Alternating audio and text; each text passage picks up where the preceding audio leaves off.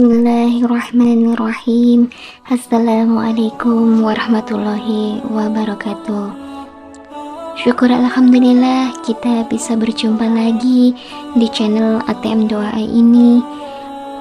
Sholawat dan salam selalu dan tetap tercurahkan kepada junjungan kita Nabi besar Muhammad sallallahu alaihi wasallam. Allahumma sholli ala sayyidina Muhammad wa ala ali sayyidina Muhammad.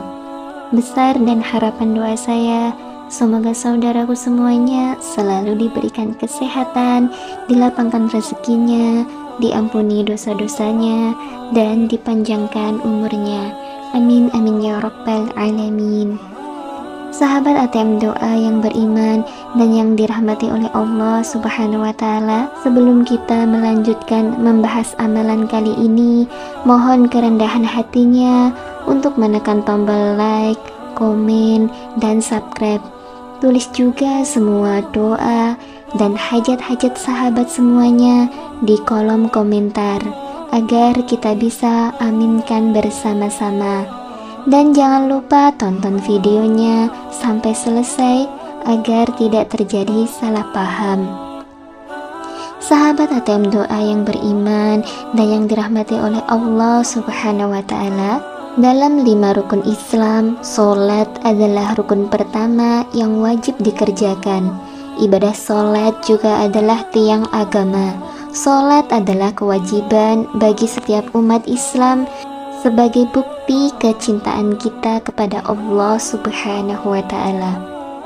Ada 5 waktu sholat wajib yang tidak boleh ditinggalkan, yaitu sholat subuh, zuhur, asar, maghrib, dan isya.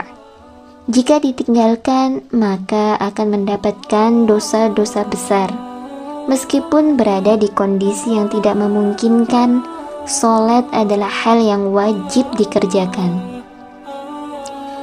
Para sahabat ATM Doa yang beriman yang dirahmati oleh Allah Subhanahu wa Ta'ala, meskipun tidak bisa berdiri, maka dibolehkan untuk duduk. Jika tidak bisa duduk, maka diperbolehkan berbaring, bahkan bisa dikerjakan dengan hati. Karena itu sangatlah tidak logis apabila seseorang mengaku beriman kepada Allah Subhanahu wa Ta'ala namun meninggalkan ibadah yang berfungsi sebagai tiang agama. Di berbagai dalil Al-Quran maupun hadis, Allah Subhanahu wa Ta'ala serta Rasulullah Shallallahu alaihi wasallam telah menetapkan dengan jelas, sudah ditetapkan mana sholat yang wajib dan sunnah. Namun meski demikian, masih banyak orang yang menyepelekan sholat. Rasulullah Shallallahu alaihi wasallam bersabda, inti dari segala perkara adalah agama Islam dan tiang penopangnya adalah sholat. Hadis riwayat Tirmizi. Meskipun sholat merupakan tiang agama, namun bagi segelintir umat muslim saat ini, kedudukan tersebut kerap kali dianggap enteng. Alhasil, sholat yang seharusnya mampu mendatangkan pujian dari Allah Subhanahu wa Ta'ala justru berubah menjadi ibadah yang sangat dibenci oleh Allah Subhanahu wa Ta'ala dan Rasul-Nya. Bagaimana tidak? Esensi utama dalam sholat adalah mencari ketenangan dan kekhusyuan. Sahabat ATM Doa yang beriman yang dirahmati oleh Allah Subhanahu wa Ta'ala, mengerjakan sholat harus dengan ketenangan dan kekhusyuan, atau yang biasa disebut dengan tuma'ninah. Sholat tanpa tuma'ninah bisa menghilangkan ruh dari sholat itu sendiri. Parahnya lagi, sholat yang terburu-buru tanpa menyertai tuma'ninah sering terjadi di sekitar kita. Ada hadis yang perlu kita ketahui di mana Rasulullah Shallallahu alaihi wasallam pernah mengibaratkan orang yang sholat tanpa tuma'ninah sama dengan kejahatan seperti seorang pencuri. Rasulullah Shallallahu alaihi wasallam bersabda, sejahat-jahat pencuri adalah orang yang mencuri dari sholatnya. Para sahabat bertanya, wahai Rasulullah, bagaimana bisa dia mencuri dari sholatnya? Beliau menjawab, orang yang tidak menyempurnakan ruku dan sujudnya. Hadis riwayat Ahmad. Kondisi yang dijelaskan dari hadis ini ternyata berangkat dari pengalaman Rasulullah SAW bersama para sahabat-sahabatnya. Hari itu setelah Rasulullah SAW selesai sholat berjamaah, tiba-tiba seorang laki-laki masuk ke dalam masjid dan langsung mengerjakan sholat sendirian. Anehnya para sahabat, ketika dia sholat, laki-laki itu melakukan gerakan ruku dan sujud tanpa disertai jeda.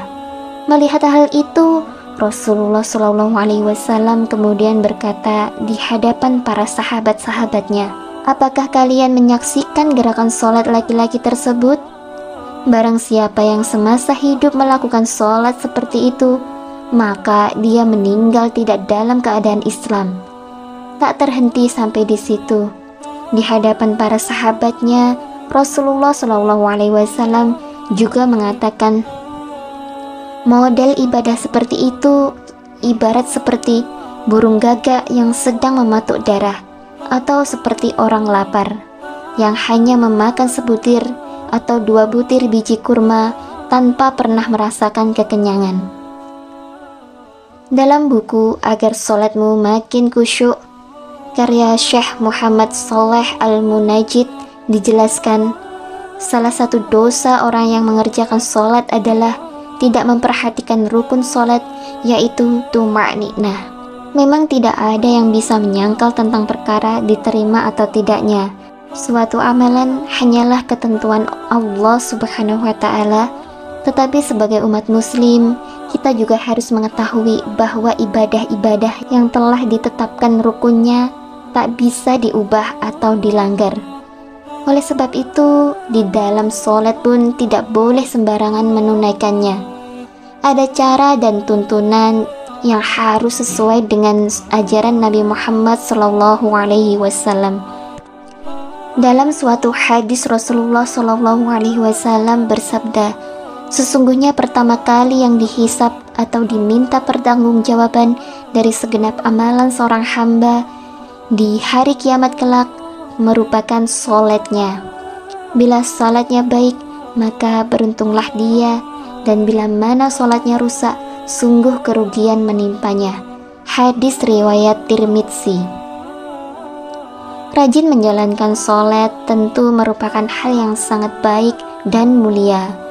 Namun tidak serta-merta menjamin seseorang menjadi hamba yang dekat dengan Allah Subhanahu wa Ta'ala. Sahabat ATM doa yang beriman yang dirahmati oleh Allah Subhanahu wa Ta'ala, berikut ini adalah ciri-ciri orang yang rajin sholat namun justru jauh dari Allah Subhanahu wa Ta'ala.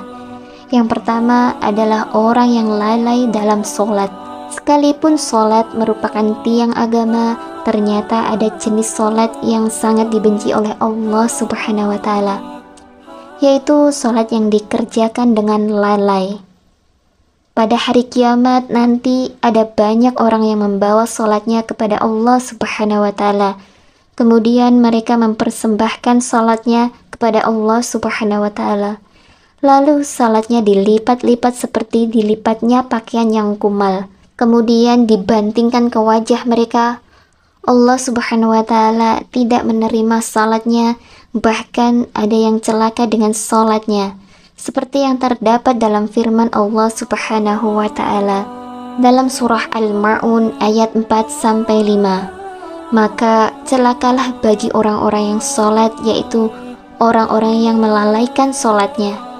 Rasulullah SAW pernah bersabda, akan datang pada manusia umat Muhammad suatu zaman banyak orang yang merasakan dirinya sholat, padahal mereka sebenarnya tidak sholat. Hadis riwayat Ahmad.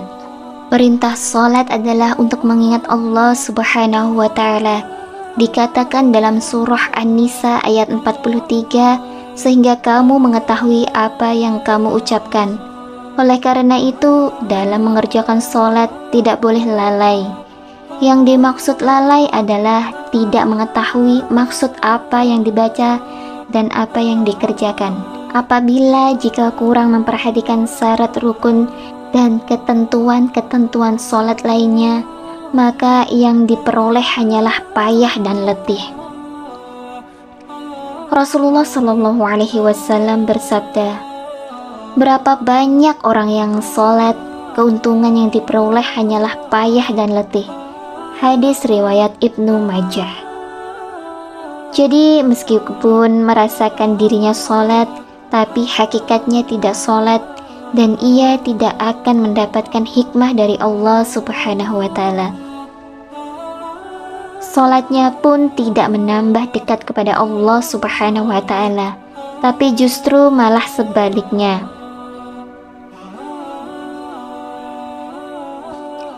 Rasulullah Shallallahu Alaihi Wasallam menegaskan, barang siapa yang sholatnya tidak dapat mencegah perbuatan keji dan mungkar, maka tiada bertambah baginya kecuali semakin jauh dari Allah Subhanahu wa Ta'ala. Hadis riwayat Ali ibnu Ma'bad. Yang kedua, orang yang suka menggunjing orang lain. Allah Subhanahu wa Ta'ala berfirman, apakah yang memasukkan Anda ke dalam sakor atau neraka? Mereka menjawab, kami dahulu tidak termasuk orang-orang yang mengerjakan sholat, dan kita tidak pula memberi makan orang miskin, dan merupakan kita membicarakan yang batil bersama dengan orang-orang yang membicarakannya, dan merupakan kita mendustakan hari pembalasan hingga datang kepada kita kematian. Maka tidak bertujuan lagi bagi mereka syafaat dari orang-orang yang membagikan syafaat. Quran Surah Al-Mudassir ayat 42-48. Para sahabat ATM doa yang beriman yang dirahmati oleh Allah Subhanahu wa Ta'ala, dalam ayat tersebut salah satu penyebab orang masuk neraka merupakan karena suka membicarakan ketidaklebih baikan orang lain atau aib orang lain. Orang yang mendirikan sholat namun suka membicarakan kejelekan orang lain, maka ia akan ditempatkan di dalam neraka sakor. Allah melarang kita untuk membicarakan aib orang lain. Allah Subhanahu wa Ta'ala berfirman, hai orang-orang yang beriman, jauhilah tidaklah sedikit purbasangka atau kecurigaan, karena sebagian dari purbasangka itu dosa. Dan janganlah mencari-cari ketidaklebih baikan orang lain, dan janganlah menggunjing satu sama lain. Adakah seorang di antara Anda yang suka memakan daging saudaranya yang sudah mati? Maka tentulah Anda merasa jijik kepadanya dan bertakwalah kepada Allah Subhanahu wa Ta'ala. Sesungguhnya Allah Maha Penerima Taubat lagi Maha Penyayang. Quran Surah Al-Hujurat ayat 12. Lalu yang ketiga, orang yang acuh pada sesama. Allah Subhanahu wa Ta'ala berfirman, sesungguhnya aku hanya akan menerima sholat orang-orang yang merendahkan dirinya karena kebesaranku, menahan dirinya dari hawa nafsu karena aku, yang mengisi sebagian waktu siangnya untuk berzikir kepadaku, yang melazimkan hatinya untuk takut kepadaku, yang tidak sombong terhadap makhlukku, yang memberikan makan pada orang yang lapar, yang memberikan pakaian pada orang-orang yang telanjang, yang menyayangi orang-orang yang terkena musibah, yang memberikan perlindungan kepada orang yang terasing. Kelak cahaya orang itu akan bersinar seperti cahaya matahari. Aku akan memberikan cahaya ketika dia kegelapan. Aku akan berikan ilmu ketika dia tidak tahu. Aku akan melindungi dia dengan kebesaranku. Aku akan suruh malaikat menjaganya. Lalu dia berdoa kepadaku, aku akan segera menjawabnya. Kalau dia meminta kepadaku, aku akan segera memenuhi permintaannya. Perumpamaannya di hadapanku seperti perumpamaan surga Firdaus, Dalam hadis yang lain, Rasulullah SAW menyebutkan bahwa salah satu cara mendekatkan diri kepada Allah Subhanahu wa Ta'ala ialah bersifat dermawan dan senang membantu orang lain, terutama kepada orang yang sedang kesulitan. Rasulullah SAW bersabda, "Orang yang dermawan dekat dengan Allah, dekat dengan manusia, dan dekat dengan surga. Sedangkan orang yang bakhil atau pelit jauh dari Allah Subhanahu wa Ta'ala, jauh dari manusia, dan dekat dengan neraka." Orang dermawan insya Allah akan menemukan kenikmatan di dalam sholatnya. Ia akan memperoleh kenikmatan di dalam sholatnya karena dia dijaga oleh para malaikat, diberi cahaya dalam kegelapan, dan diberi ilmu secara langsung oleh Allah Subhanahu wa Ta'ala masuk ke dalam hati sanubarinya. Sahabat ATM Doa yang beriman yang dirahmati oleh Allah Subhanahu wa Ta'ala, lalu yang keempat adalah orang yang riya. Sebab pertama yang ternyata mampu menjerumuskan seorang ahli ibadah tetap mendapatkan azab, bahkan menjadi penghuni neraka, adalah karena riya. Hal tersebut terjadi apabila semua amal soleh yang dilakukan selama di dunia itu bukan untuk mencari ridho Allah Subhanahu wa Ta'ala, melainkan dilakukan karena ingin riya atau pamer dan mengharap pujian dari manusia. Allah Subhanahu wa Ta'ala berfirman, "Sesungguhnya orang-orang yang munafik itu menipu Allah, dan Allah akan membalas tipuan mereka. Dan apabila mereka berdiri untuk sholat, mereka berdiri untuk sholat dengan malas. Mereka bermaksud teriak dengan sholat di hadapan manusia, dan tidaklah mereka menyebut Allah kecuali sedikit sekali." Quran Surah An-Nisa ayat 142. Oleh karena itu, sebaik-baiknya amalan adalah amalan yang dilakukan ikhlas dan murni karena Allah Subhanahu wa Ta'ala atau lillahi ta'ala, hanya demi Allah, dan cukuplah kita berharap pada ridho dan balasannya atas apa yang telah kita lakukan.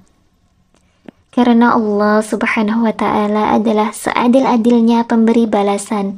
Menjaga hati dan niat merupakan hal yang harus kita jaga dalam melakukan apapun, agar semua amalan tersebut tidak berujung sebagai cambuk bagi kita semua yang membuat kita menjadi riya kepada sesama.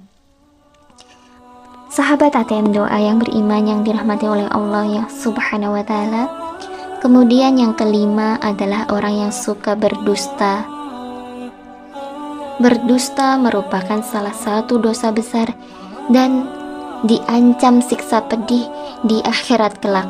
Di zaman semacam ini, kebohongan tampaknya sudah banyak dan menjadi suatu kebiasaan di kalangan masyarakat. Padahal sekecil apapun suatu kebohongan akan tetap dianggap sebagai dosa besar. Meskipun ada seorang yang rajin sholat dan beribadah, namun jika lisannya suka berbohong, maka sholat dan ibadahnya akan sia-sia semata.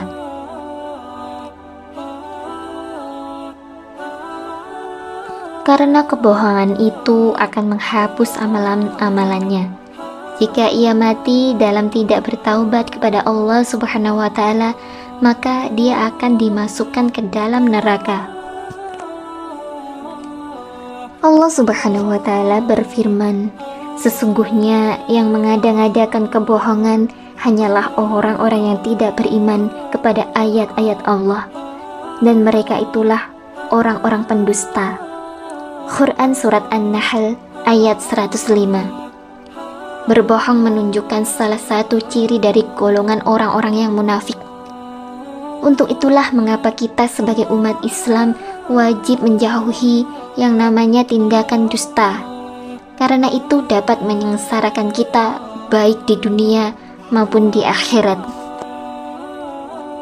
Semoga kita termasuk golongan orang-orang yang rajin sholat dan dekat dengan Allah Subhanahu wa Ta'ala, sehingga kita mendapatkan ridho serta menetap dalam surganya kelak. Amin, amin ya rabbal alamin. Sahabat ATM doa yang beriman dan yang dirahmati oleh Allah Subhanahu wa Ta'ala, demikianlah yang bisa saya bagikan. Apabila ada terdapat salah kata dalam pengucapan di video ini, saya mohon maaf sebesar-besarnya. Semoga bermanfaat untuk kita semuanya. Wallahu a'lam bishawab. Akhirul kalam, wassalamualaikum warahmatullahi wabarakatuh.